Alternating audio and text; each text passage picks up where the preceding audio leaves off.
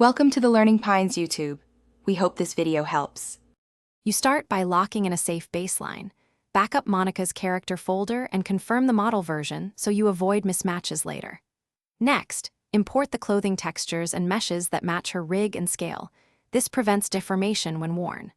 Once done, open your editor and load the Monika scene, then switch to edit mode so you can manipulate body and clothing layers directly.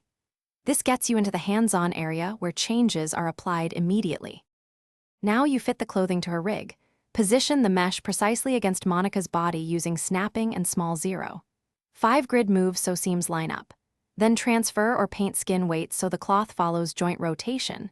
Focus on shoulders, hips, and the neck where issues show first. After that, refine UVs and texture mapping and preview the outfit in your scene lighting to spot stretching or visible seams. Make iterative tweaks, because proper fit here saves time later. Finish by baking transforms and running animations across key poses so you catch clipping or unnatural folds. Record 3 to 5 frames that look off for debugging.